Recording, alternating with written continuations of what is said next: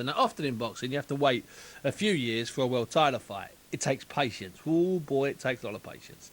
There are eliminators, there are conventions to attend. Well, my next guest has been on the edge of a world title fight for about, over 2 years, that is. He's been made quite a few promises, and they have, vanished. It's an even stranger story because the first time that he fought for a proper world title, not a bogus one, a proper one, was in December 1997. It's Ryan Rhodes. He's getting closer again. Oh, I hope he is. Anyway, Ryan, how are you? Ryan, are you there? I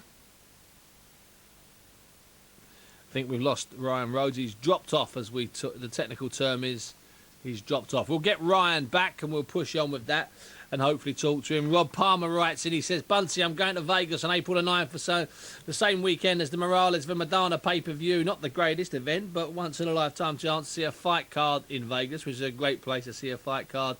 Any advice on good seats or places to be in Vegas when the big fight is on? Just be in Vegas. Just lap it all up. Don't leave. Get there. Get to the casino early.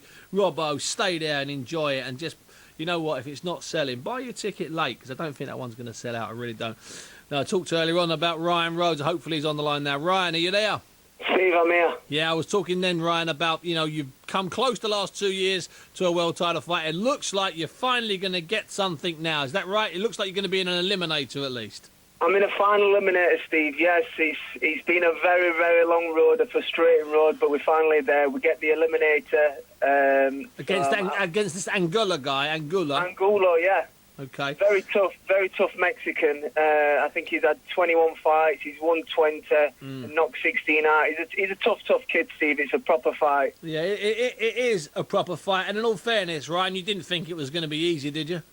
Not at all, not at all. And these are the kind of fights I want, Steve. I'm 34 years old now.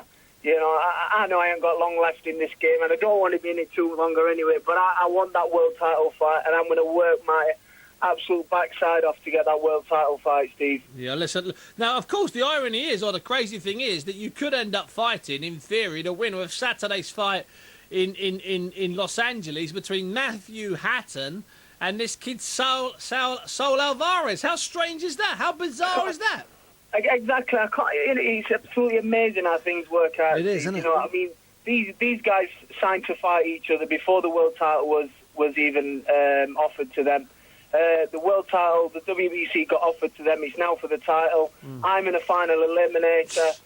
Listen, you never know. It could be me and Matthew Hatton fight for the world title in the next 6 to 8 months. Well, certainly Amir Khan thinks it'll be you and Matthew Hatton fighting for it, and Ricky does.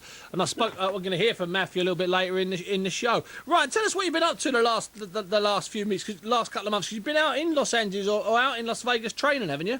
I was out in Los Angeles training at Freddie Roach's gym. How was Freddie's gym? It was absolutely fantastic, Steve. I had a fantastic 10 days out there. The sparring out there, it's like fighting. Wow. Everybody out there is trying to prove a point or trying to make a statement. And I came back a better fighter. And did you enjoy it? You enjoyed that, yeah? It was absolutely fantastic. I had to raise my game in every department, Steve, and I feel I did that, and I really enjoyed it. Freddie made me feel so welcome. Brilliant. He's a really nice fella. No, so Ryan, just to get this right, the purse bids are early April, aren't they? April the 1st. 1st of April.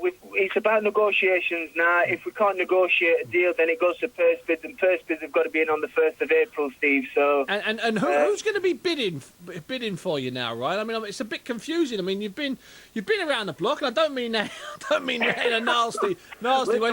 Literally, Steve. Who might be the promoter? Hatton's are definitely going to be bidding. Okay, there you go. I've been told Hatton's are definitely going to be bidding. Okay. I'm not sure, obviously, on Alvarez's side. I've been told Gary Shaw looks after Alvarez, so no doubt he'll be putting a bid in as well. So, listen, it's a fantastic fight. He's number 1 in the WBC rankings. I'm number 3. The winner fights the winner of Hatton and Alvarez. It's a fantastic matchup. Listen, it is. Listen, Ryan, it's always a delight to talk to you.